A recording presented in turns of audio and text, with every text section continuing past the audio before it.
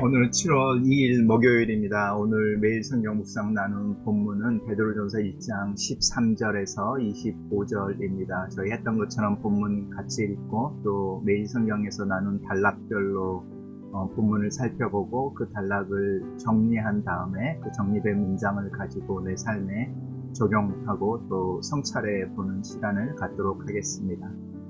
기도하겠습니다. 살아계신 하나님, 하나님의 말씀 앞에 서 있습니다. 우리의 마음이 겸손하게 하시고 또 잠잠케 하셔서 주의 음성을 듣게 하시고 그 음성에 반응하는 정직하고 또 민감한 심령을 허락하여 주시옵소서. 예수님 이름으로 기도합니다. 아멘. 본문 읽겠습니다. 그러므로 너희 마음의 허리를 동이고 근신하여 예수 그리스도께서 나타나실 때에 너희에게 가져다 주실 은혜를 온전히 바랄지어다. 너희가 순종하는 자식처럼 전에 알지 못한 때에 따르던 너의 사욕을 본받지 말고 오직 너희를 부르신 거룩한 이처럼 너희도 모든 행실에 거룩한 자가 되라. 기록되었으되 내가 거룩하니 너희도 거룩할지어다 하셨느니라. 외모로 보시지 않고 각 사람의 행위대로 판단하시는 이를 너희가 아버지라 부른즉 너희가 나그네로 있을 때에 두려움으로 지내라. 너희가 알거니와 너희 조상들이 물려준 헛된 행실에서 대속함을 받은 것은 은이나 금같이 없어질 것으로 된 것이 아니요 오직 흠없고 점 없는 어린 양 같은 예수 그리스도의 보배로운 피로 된 것이니라. 그는 창세전부터 미리 알린 바 되시니나 이 말세에 너희를 위하여 나타내신 바 되었으니 너희는 그를 죽은 자 가운데서 살리시고 영광을 주신 하나님을 그리스도로 말미암아 믿는 자니 너희 믿음과 소망이 하나님께 있게 하셨느니라. 너희가 진리를 순종함으로 너희의 영혼을 깨끗하게 하여 거짓이 없이 형제를 사랑하기에 이르렀으니 마음으로 뜨겁게 서로 사랑하라. 너희가 거듭난 것은 썩어질 씨로 된 것이 아니요 썩지 아니할 씨로 된 것이니 살아있고 항상 있는 하나님의 말씀으로 되었느니라. 그러므로 모든 육체는 풀과 같고 그 모든 영광은 풀의 꽃과 같으니 풀은 마르고 꽃은 떨어지되 오직 주의 말씀은 세세토록 있도다 하였으니 너희에게 전한 복음이 곧 이 말씀입니다. 아멘. 우리 교재로 사용하고 있는 매일 성경에서는 오늘 본문을 3개의 단락으로 나누고 있습니다. 13절에서 17절, 18절에서 21절, 22절에서 25절입니다. 단락을 하나씩 살펴보겠습니다. 첫 번째 단락은 13절에서 17절의 말씀입니다. 그러므로 너희 마음의 허리를 동이고 근신하여 예수 그리스도께서 나타나실 때에 너희에게 가져다 주실 은혜를 온전히 바랄지어다. 너희가 순종하는 자식처럼 전에 알지 못하던 때에 따르던 너희 소욕을 본받지 말고 오직 너희를 부르신 거룩하신 이처럼 너희도 모든 행실에 거룩한 자가 되라.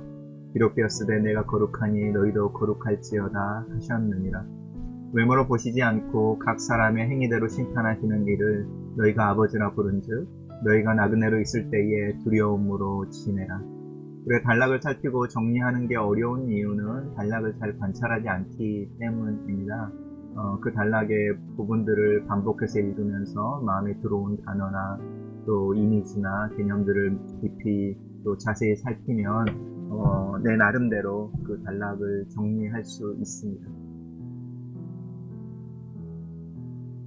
13장 13절에서 17절의 말씀에서 제 마음속에 개인적으로 들어오는 것은 예수 그리스도께서 나타나실 때라는 단어이고요.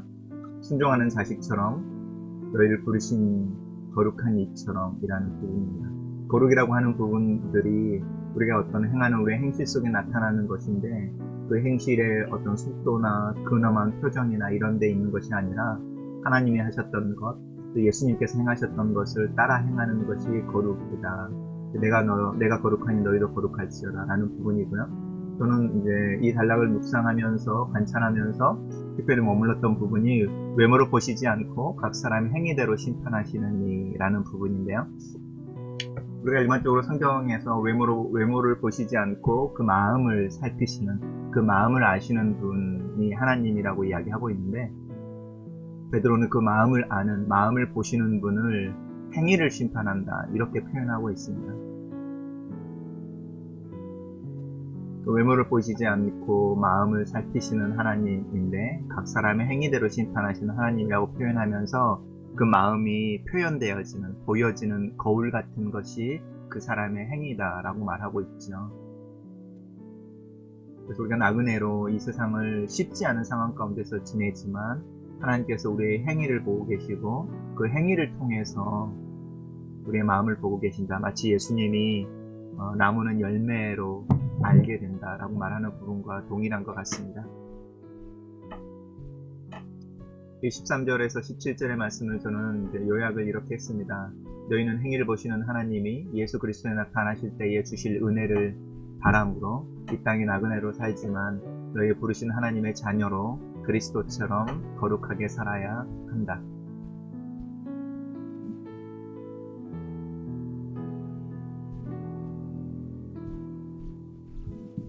두 번째 단락은 18절에서 21절입니다. 너희가 알거니와 너희 조상이 물려준 헛된 행실에서 대속함을 받은 것은 은이나 금같이 없어질 것으로 된 것이 아니요 오직 흠없고 점없는 어린 양 같은 그리스도의 보배로운 피로 된 것이니라.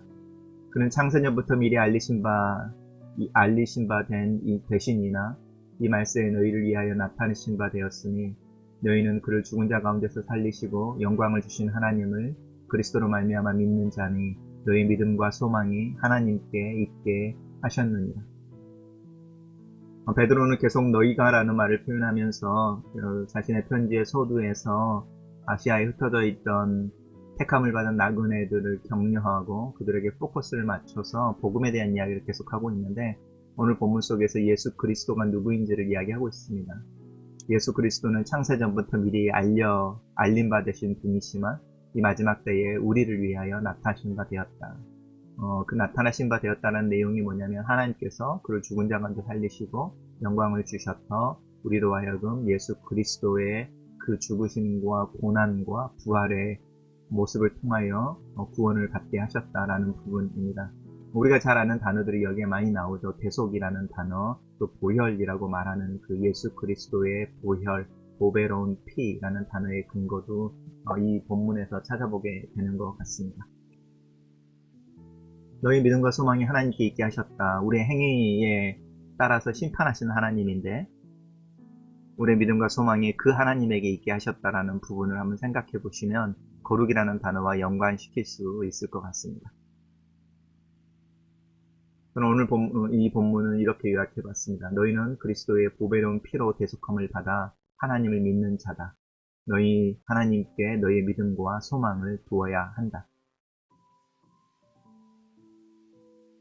마지막 세 번째 단락은 22절에서 25절의 말씀인데요.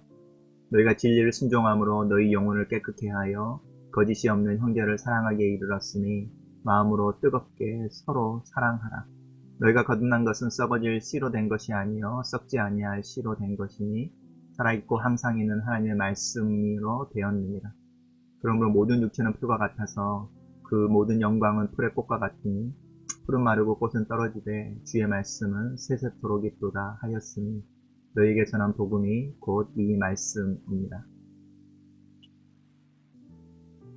이 단락에서 제가 말씀을 읽으면서 마음이 머물렀던 부분은 사실은 서로 사랑한다라는 것이고요. 사랑한다고 하는 부분이 한 사람이 맹목적으로 부어주는 사랑을 이야기하는 게 아니고 서로 사랑한다라는 부분이어서 사랑의 핵심은 to love, to be loved. 사랑하는 것과 사랑받는 것이 동시에 주고받을 때에 온전하게 있는 관계가 아닐까 그런 생각을 했습니다. 하나님 나를 사랑하시는 것처럼 사랑받기를 원하시고 내가 하나님을 사랑하기를 원하시잖아요. 그래서 하나님의 사랑을 내가 받는 것처럼 나도 하나님을 사랑하기를 원하는 그 to love, to be loved 라고 말하는 관계가 서로 사랑하라는 관계입니다. 우리가 이 일들을 할 수 있는 이유는 사실은 복음 때문이죠. 우리가 교회에서 하나님의 말씀에 대한 이야기를 많이 하는데 사실은 살아있고 항상 있는 하나님의 말씀을 다른 말로 바꾼다면 그것이 바로 복음입니다.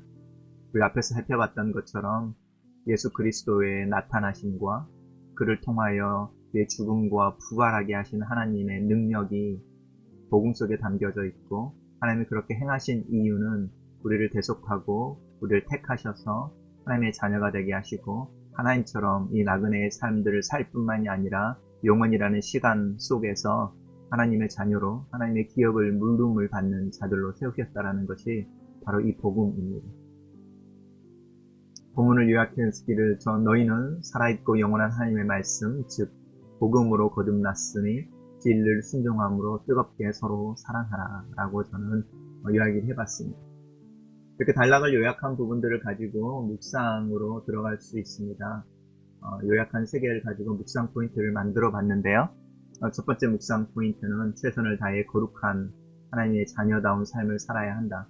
예수 그리스도께서 나타나실 때에 너희에게 주어진 은혜와 행위를 보시는 하나님을 기억함으로 두려움으로 이 거룩한 삶에 최선을 다해야 한다라는 부분입니다. 거룩한 삶을 살아야 한다는 것을 자꾸 잊어버린다. 내가 누구의 아들인지를 잊고 산다.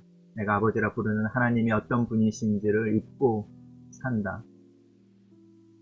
성경책 앞에 서서야 교회 문턱에 들어서야만 하나님을 기억해낸다. 그나마 그것조차 잊지 않는 것이 감사하다. 하나님을 인식하고 그분과 동행하는 시간이 내 삶 속에 늘어나기를. 순종하는 자식처럼 하나님의 아들다운 삶을 생각해본다. 순종하는 아들로 나를 인정하시는 하나님의 은혜에 감사하고 외모가 아니라 행실을 보신다는 그 경고에 내 마음을 다시 추스린다. 외모가 아니라 마음을 보시는 하나님께서 그 마음이 표현되어지는 행실을 중요하게 여긴다는 사실을 기억하길 원한다. 화와 짜증이 늘어나는 요즘인데 내 마음에 절제할 수 있도록 성령의 도우심을 구한다. 마음의 허리를 동이면서 내 영혼의 몸을 바로 세운다. 하나님을 경외하는 마음으로 이 아침에 새날의 문을 연다. 나의 영적 신분과 특권이 온전히 드러나는 하루를 기억하고 또 기다리며 그날에 하나님께서 자랑스럽게 설 수 있는 아들의 모습으로 오늘 하루를 살기를 기도하고 또 기대한다. 두 번째 묵상 포인트는 두 번째 단락에서 나온 것인데요. 너희는 그리스도의 보배로운 피로 대속을 받아 하나님을 믿는 자이니 너희의 믿음과 소망을 하나님에게 둘지어다. 예수 그리스도의 보혈의 능력이 나를 새롭게 하시고 하나님의 자녀가 되게 하는 것을 믿고 감사한다. 내 노력이나 내 성취의 문제가 아닌 것을 감사한다. 금이나 은보다 더 가치 있는 예수 그리스도의 보배로운 피에 근거한 것을 인하여 감사한다. 나를 위하여 죽음을 당하신 어린 양은 어느 날 갑자기 나타나신 분이 아니라 그는 하나님이 천지를 창조하실 때에 하나님과 함께 계셨고 그 전에 계셨고 또 이 마지막 때에 나를 위하여 이 땅의 인간으로 나처럼 태어나셔서 죽음을 당하셨다. 예수 그리스도를 통하여 나를 위하여 일하시는 하나님께 감사한다. 죽음을 이기시고 예수 그리스도를 무덤에서 불러내신 하나님을 아버지라 부르는 자녀의 특권 앞에서 감사와 자랑스러움 그리고 또한 어떤 무거운 책임감이 내 어깨에 올려져 있다는 것을 알게 된다.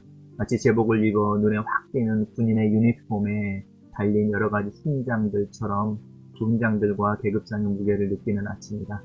내 가슴에 달린 훈장과 내 어깨 위에 달린 계급장. 내 가슴에 달린 훈장은 예수 그리스도, 내 어깨 위에 계급장은 하나님의 자녀. 내 믿음과 소망이 하나님께 있사오니 하나님 나로 이 구원받은 삶을 예수 그리스도의 이름에 부끄럽지 않은 하나님의 자녀에 합당한 품이 있고 믿음이 드러나는 순종의 삶을 살게 하소서. 묵상 포인트 세 번째 묵상 포인트는 너희가 살아있고 영원한 하나님의 말씀 즉 복음으로 거듭났으니 진리에 순종함으로 뜨겁게 서로 사랑하라. 예수 그리스도의 보혈의 피로 구원을 받아 하나님의 자녀가 된 내 삶은 예수 그리스도를 닮아 진리에 순종하는 것이다. 성령의 능력 안에서 순종함을 배우게 하기 위하여 하나님 나를 택하셨다는 어제의 본문이 기억난다. 순종이 제사보다 낫다고 말치면서 나는 얼마나 순종의 삶을 살고 있는지 내 자신을 돌아본다. 진리를 순종하는 것이 거룩한 이처럼 사는 것인데 이 거룩한 삶이 행실로 나타나는 것을 사랑이라고 부른다. 하지만 이 사랑 참 어렵다. 이 세상에 있는 모든 것들이 그러하는 것처럼 라이프 사이클을 따라 순간을 살지만 찰나에 사라질 때 나는 영혼을 알기에 또 영혼을 꿈꾸기에 하나님의 말씀, 그 말씀의 핵심인 복음, 그 복음의 핵심 가치인 희생의 사랑을 꿈꿔본다. 결국 나를 영원하게 하는 것은 그 말씀을 따라 행동하는 사랑의 실천의 순간들이라고 생각이 든다. 마음으로 뜨겁게 사랑하는 신자의 삶을 사는 것과 서로 사랑하라라는 사랑과 사랑받는 삶이 가능한 교회를 꿈꿔본다. 사랑하고 사랑받는 것이 온전한 복음의 내용일 때 하나님의 사랑을 믿고 하나님을 사랑하는 것이 복음을 사는 삶의 시작이다. 이 시작은 누군가의 관계 속에서 온전히 경험되고 고백되어져야 하는데 이 서로 사랑하는 삶, 사랑하고 사랑받는 삶, 사랑받고 사랑하는 이 삶이 내 가정에서부터 또 내 교회에서 솟아나기를 기도한다. 이를 위해 내가 할 수 있는 작은 시도를 생각해 본다. 그리고 오늘 하루에 제가 저희 아내나 또 자녀들을 위해서 할 수 있는 작은 일들, 또 몇몇 생각나는 교우들을 위해서 기도의 제목을 적어보았습니다. 마지막에 우리가 읽은 이렇게 묵상한 내용을 글로 쓰는 기도로 정리합니다. 이 아침에 외모가 아니라 행실로 심판하신 하나님 앞에 두려움을 가지고 서 있습니다. 그 행실로 표현되어지는 내 마음을 살핍니다.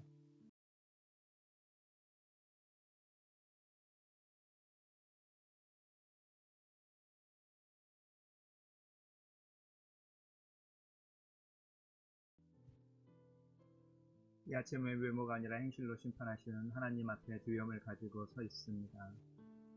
그 행실로 표현되어지는 내 마음을 살핍니다.